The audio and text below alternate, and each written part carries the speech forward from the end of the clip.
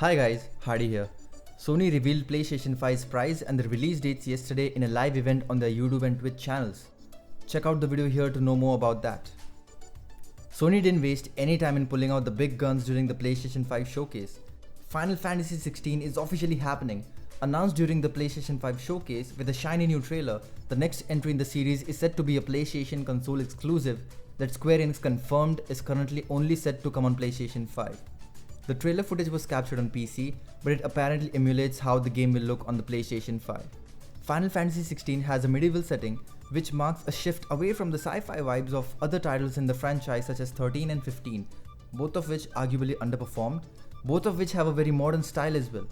It's the first new game in the main series since 2016's Final Fantasy 15, but a remake of Final Fantasy 7 arrived this year that replaced the turn-based battles of the original with real-time combat, a trend that looks like it'll continue here as well. Most Final Fantasy games use a fantasy setting with steampunk elements such as mechanical soldiers and airships, but 16 seems to be prudent to go the opposite way and try something a little more traditional. In the vein of previous games such as Final Fantasy 9 and 12, Square Enix will reveal more details about Final Fantasy 16 next year. There's no confirmed release date or a window as yet. Next entry on this list is Spiderman Miles Morales. Is it just me or this world seems more lived in than the 2018 Spider-Man? Regardless, we can agree that we need this game right now. While it may be more of a spin-off than a full-blown sequel, utilizing a different lead to tell a story presumably smaller in scope, it's still one of the few next-gen exclusives coming for the console at launch, making it a surefire way to welcome your new gaming machine. For a small price hike, it will also be including 2018 version of Spider-Man into an Ultimate Edition bundle. The game will also be available at launch. The launch dates and other info are available over here. The game is also rumored to have a 60 FPS mode and is set to showcase the DualSense controller's haptic feedback mechanics. To be frank, I'm excited for this game and I will be getting my hands on it as it launches. And PlayStation 4 owners don't need to worry as PlayStation 4 version is coming out as well. Now this is a game every Harry Potter fan wished for, including myself. I haven't played a Harry Potter game since Harry Potter and the Prisoner of Azkaban on PlayStation 2. This isn't a Harry Potter game per se, but much more like a game set in the same universe. By the look of the trailer, it looks like it is going to be an open world RPG where you explore Hogwarts and not just the school, but other areas we recognize from the lore as well. We are not going to see recognizable characters from the movies and books as the events of this game take place in 1800s, long before Harry Potter, apart from maybe Dumbledore. This gives the game more freedom to tell its own story, which is better in sense as it can be a standalone entity of its own, just like 2018's Spider-Man. And it's not confirmed yet, but I hope that the game has Quidditch. We did see the brooms in the trailer. We deserve that much. Hogwarts Legacy will launch on the new PlayStation 5, Xbox Series X and the Series S, along with PC, PlayStation 4 and Xbox One. However, it won't be available for Google Stadia or Nintendo Switch at launch. The release date is not confirmed, but it is coming some point next year. Subscribe the channel as I will be covering the whole story on this channel.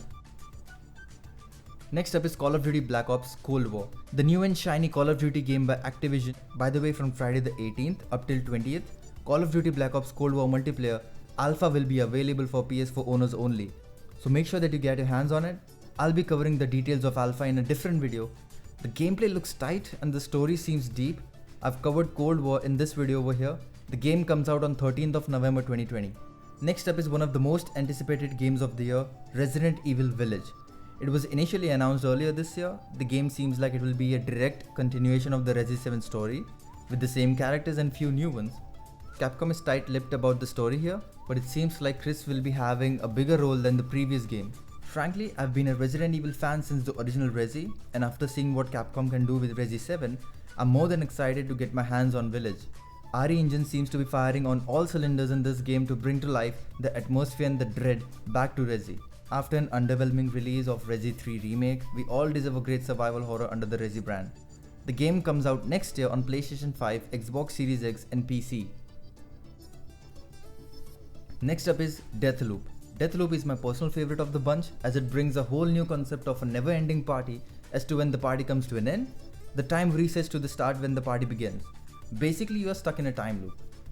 You play as Colt, the only character that retains the memory of the previous time loops and learns the pattern to assassinate his targets within the time frame.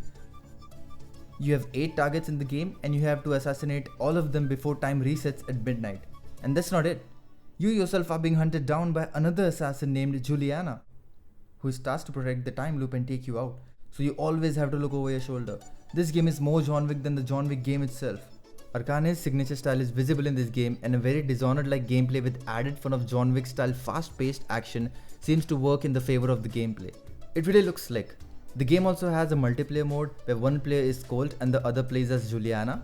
A little bit like Predator Hunting Grounds, but not exactly. It was first revealed in E3 2019. It comes out sometime in the second quarter 2021. It will be a timed console exclusive for PlayStation 5 and will also be available on PC.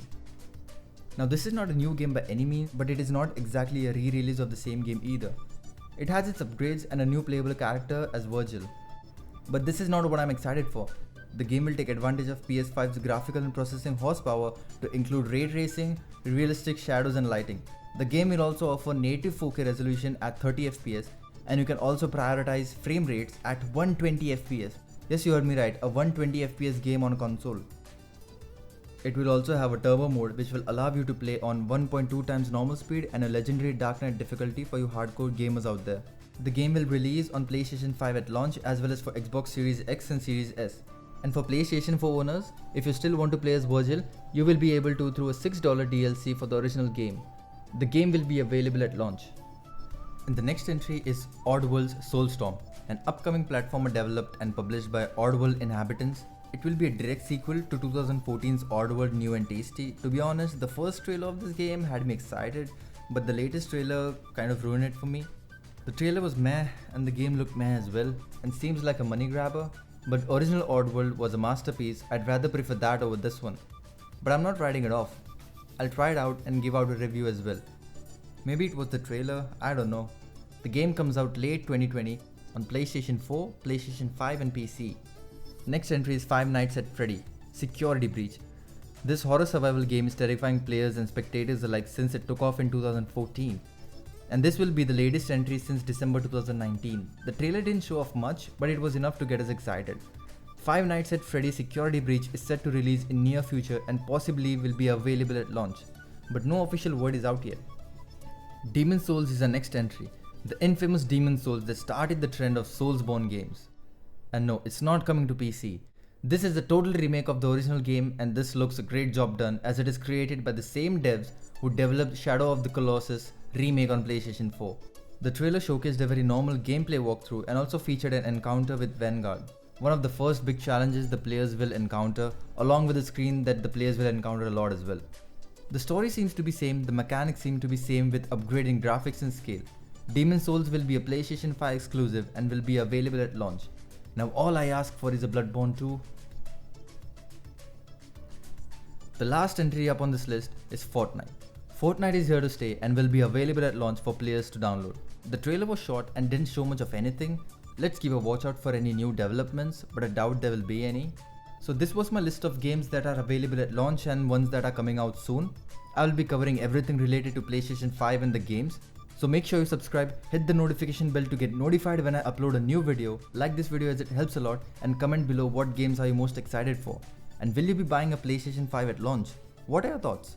Coming up next will be a video on PlayStation Plus benefits for PlayStation 5 owners.